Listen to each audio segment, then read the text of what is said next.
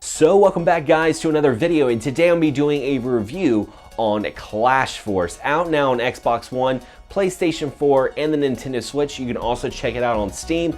I'll be talking about the port on the Nintendo Switch, which I have to give a big shout out to the publishers, Radalenka, for donating a review copy to the studio.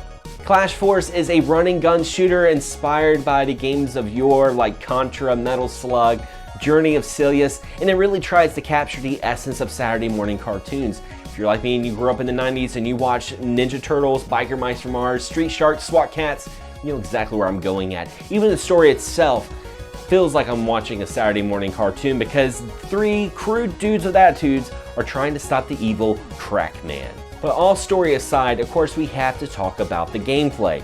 Now, you have three different characters you can choose from, which honestly, they're not any different. It's just pretty much a palette swap, which was kind of disappointing. I was hoping that each character had their own abilities and maybe different feel. I mean, I feel like that would add a lot of replay value, but you also have three different difficulties as well. You have normal mode, you have hard mode, and you have extreme.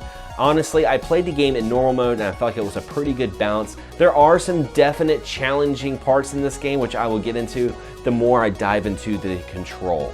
I mean, what can I really say about the graphics though? I mean, of course, they're trying to go for that 8-bit kind of look. I definitely got a Bucky O'Hare kind of feel, maybe Chippendales if you play that on the NES. But honestly, with the color palette and the parallax scrolling, I would honestly say, as much as folks think about the NES, this feels almost like a TurboGrafx 16 game to me.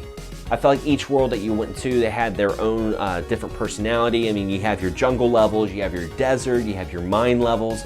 They really tried to leave every part unturned when it came to variations of backgrounds and different music to this game, and I really do appreciate that. But really, when it comes to the controls, that's really where I kind of have to draw the line to this game. Now, one of the things that I don't like about the game is honestly the controls. I feel like the jump mechanics that you have in this game, you almost have a long jump if you hold the jump, and honestly it feels very floaty.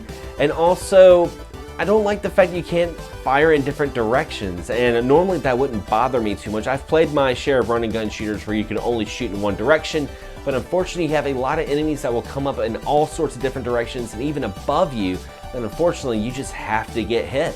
Of course, with that being said, there are some power-ups that you can collect within the game.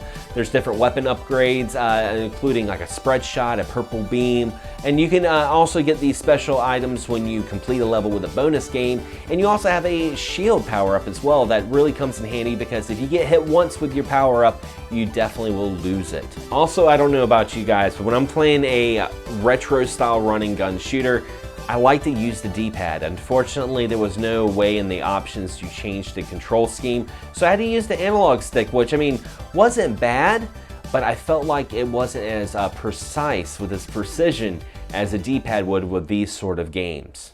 So overall, what do I score Clash Force? I mean, the game's actually pretty cheap as of making this video. I believe it's around $2 right now on the eShop, so it's pretty cheap.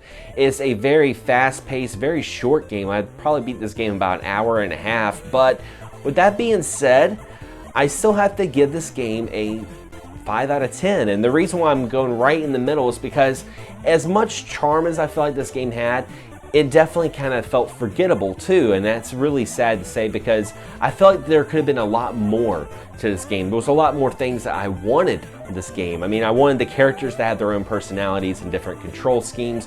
I wanted, you know, to be able to throw bombs, more power-ups, shoot in all sorts of different directions, and most importantly, use the D-pad. But with that being said, for $2, you can't really nit and pick too much, and this is definitely a game that, you know, if you're bored one weekend and you want to play a little run and gun shooter, this is a game that you can definitely play, get a couple of hours, maybe play some couch co-op with your friends, and then probably forget about it afterward. But anyway guys, what do you think of Clash Force? This is a game you definitely want to check out. Leave a comment below. I'd love to hear some of your thoughts. And if you guys enjoyed this video, don't forget to subscribe, but also hit that bell so you're notified on all future videos that come out on this channel. Anyway guys, as always, thanks for watching, thanks for subscribing, and as always, happy gaming.